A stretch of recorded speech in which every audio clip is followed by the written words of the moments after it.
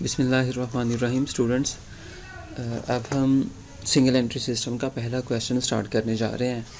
उम्मीद है आपने इंट्रोडक्शन वाली वीडियो जो है वो अच्छे से देखी होगी और जो बेसिक की रिक्वायरमेंट है वो आपने समझ ली होंगी। तो सिंगल एंट्री सिस्टम, इसमें हम प्रॉफिट और लॉस फाइंड आउट करने के लिए कैपिटल का कंपैरिजन करते हैं। हम डबल एंट्री सिस्टम के तहत यहाँ पे नहीं फॉलो कर रहे होते, यहाँ पे रिकॉर्ड को मेंटेन नहीं कर रहे होते, यहाँ पे रिकॉर्ड नहीं कर रहे होते, ट्रांजैक्शंस को रिकॉर्ड नहीं कर रहे होते, इन्फॉर्मेशन हमारे पास इनकम्प्लीट होती है। तो हमें प्रॉफिट और लॉस फाइंड आउट करने के लिए ओपनिंग कैपिटल और एंडिंग कैपिटल का कंपैरिजन करना पड़ता है। ये देखना पड़ता है साल के शुरू में कितना कैपिटल था और साल के एंड पे कितना कैपिटल है। अगर साल के शुरू में कैपिटल कम हो और एंड पे ज़्यादा हो तो इसका मतलब है प्रॉफिट हो रहा है, क्योंकि कैपिटल इंक्रीज़ हुआ है। अगर साल के शुरू में कैपिटल ज़्यादा हो, साल के एंड पे कम हो, तो इसका मतलब है कैपिटल कम हुआ है, तो बिज़नेस में लॉस हो रहा है। तो यहाँ पे हम कैपिटल का बेसिकली कंपैरिजन करते हैं और ये देखते हैं कि बिज़नेस जो है वो प्रॉफिट में जा रहे हैं या लॉस में जा रहे हैं। बेसिक इसकी रिक्वायरमेंट 4 हैं। हमें एंडिंग कैपिटल चाहिए, ड्राइंग चाहिए और फ्रेश कैपिटल चाहिए और जो है वो ओपनिंग कैपिटल चाहिए। अगर ये 4 चीज़ें क्वेश्चन में दी हों तो ठीक है, नहीं तो हमें इनमें से ओपनिंग और एंडिंग कैपिटल फाइंड आउट करना पड़ता है। ओपनिंग और एंडिंग कैपिटल फाइंड आउट करने के लिए हमें स्टेटमेंट ऑफ अफेयर्स बनानी पड़ती है। जो स्टेटमेंट ऑफ अफेयर्स है ये सिमिलर टू बैलेंस शीट है। जैसे कि बैलेंस शीट बनती है वैसे ही स्टेटमेंट ऑफ अफेयर्स बनती है। तो जैसे बैलेंस शीट में हम एसेट्स और लायबिलिटीज़ का कंपैरिजन करके कैपिटल फाइंड आउट करते हैं, वैसे ही यहाँ पे हम स्टेटमेंट ऑफ अफेयर्स में एसेट और लायबिलिटीज़ का कंपैरिजन करेंगे और अपना कैपिटल फाइंड कर लेंगे।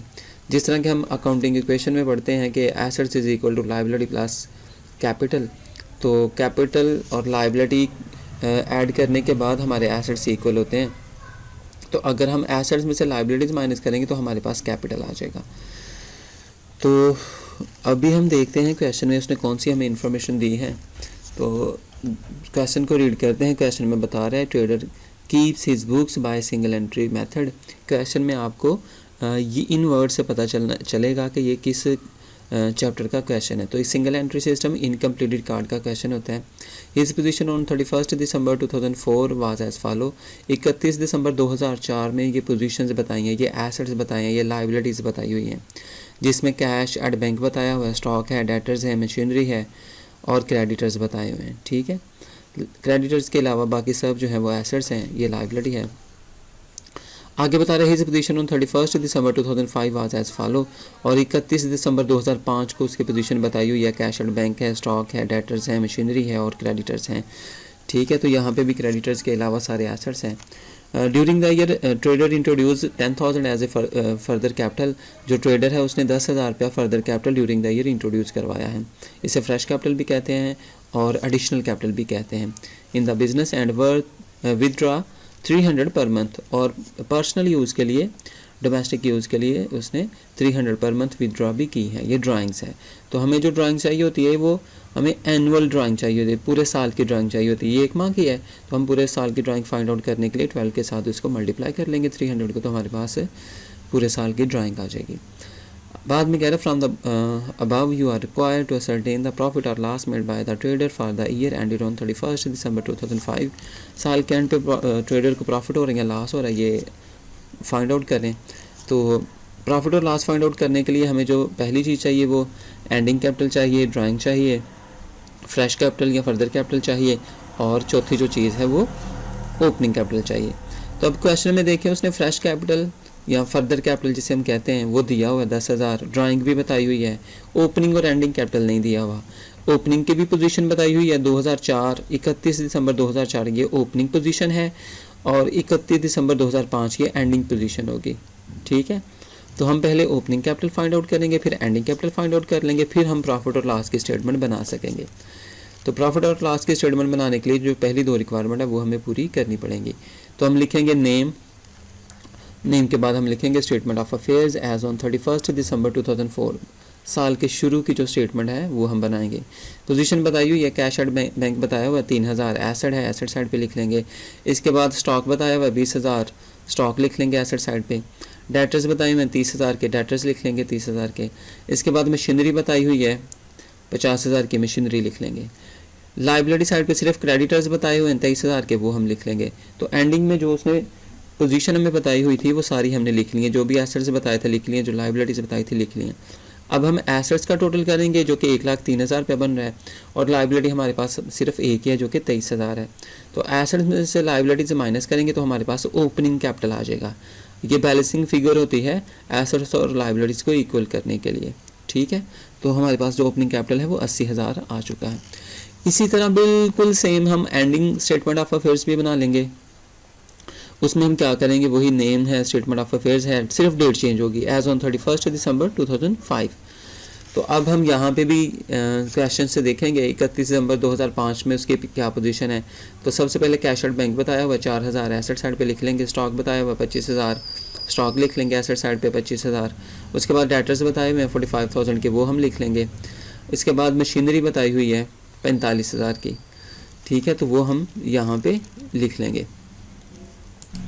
जी। तो इसके बाद हमें मशीनरी बताई हुई है 45,000 की, वो हम लिख लेंगे। बाज़ बुक्स में यहाँ पे मशीनरी जो है वो 50,000 की है, तो उसके साथ 10% जो है ना उसकी डेप्रिसिएशन भी दी हुई है। अगर डेप्रिसिएशन होगी तो वो हम एंडिंग स्टेटमेंट ऑफ अफेयर्स में एडजस्टमेंट को एडजस्ट करते हैं। जो भी एडजस्टमेंट दी होती हैं वो एंडिंग स्टेटमेंट ऑफ अफेयर्स में एडजस्ट करते हैं। तो वो आपने 50,000 में से 5,000 जो डेप्रिसिएशन होगी वो लेस करके फिर 45,000 लिखना है, ठीक है। ये एसेट्स की पोजीशन उसने बता दी है। अब बाद में क्या बताया है उसने, क्रेडिटर्स बताए मैं 25,000 के, तो 25,000 के हम क्रेडिटर्स लिख लेंगे, ठीक है। लाइबिलिटी है क्रेडिट साइड पे लिख लेंगे। फिर दोबारा वैसे ही एसेट साइड का टोटल करेंगे जो कि 1,19,000 बनता है। इसमें से लाइबिलिटीज़ माइनस करेंगे जो कि 25,000 है। तो हमारे पास जो बैलेंसिंग फिगर है कैपिटल, क्लोजिंग कैपिटल, वो 94,000 आ जाएगा। 96,000 हमारा क्लोजिंग कैपिटल है। तो हमारे पास ओपनिंग कैपिटल भी आ गया और क्लोजिंग कैपिटल भी आ गया। अब हमने स्टेटमेंट ऑफ प्रॉफिट और लॉस बनानी है।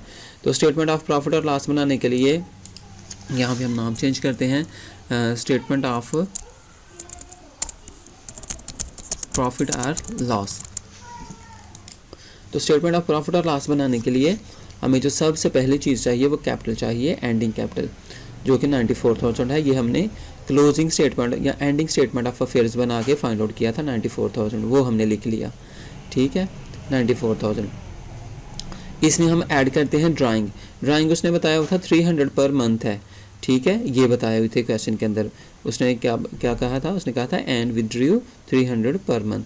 तो हमें जो ड्राइंग होती है वो पूरे साल की चाहिए। तो 300 को हम मल्टीप्लाई कर देंगे 12 के साथ, हमारे पास पूरे साल की ड्राइंग आ जाएगी। ड्राइंग चूँकि कैपिटल का ही हिस्सा होता है, कैपिटल में से ये विदड्रॉ की हुई रकम होती है, तो हम दोबारा से इसको कैपिटल में ऐड करके ये देखेंगे कि एक्चुअल कैपिटल, एंडिंग कैपिटल कितना है। तो वो बन जाएगा हमारा 97,600। अब इसमें से हम लेस करते हैं फ्रेश कैपिटल, फर्दर कैपिटल, और इसको हम एडिशनल कैपिटल भी कहते हैं। तो ये हम इसमें से लेस करेंगे। तो यहाँ पे जो एडिशनल कैपिटल उसने दिया वो 10,000 है, ठीक है, फर्दर कैपिटल के नाम से। आप फर्दर कैपिटल भी लिख सकते हैं। लेस कर देंगे फर्दर कैपिटल 10,000, तो हमारे पास 87,600 जो है वो एडजस्टेड कैपिटल आ जाएगा। ये जो एडिशनल कैपिटल था या फर्दर कैपिटल था, ये साल के दौरान उसने इंट्रोड्यूस करवाया था, तो इसको भी एडजस्ट करना ज़रूरी होता है। तो इसको हम एडजस्ट करेंगे तो उसके बाद हमारे पास एडजस्टेड कैपिटल आ जाएगा 87,600। इसमें से हम जो लास्ट पे लेस करते हैं वो ओपनिंग कैपिटल लेस करते हैं, जो कि 80,000 था, जो कि हमने closing statement opening statement of affairs बना के फाइंड आउट किया था, ये 80,000। तो ये हमने अब इसमें से लेस करना है।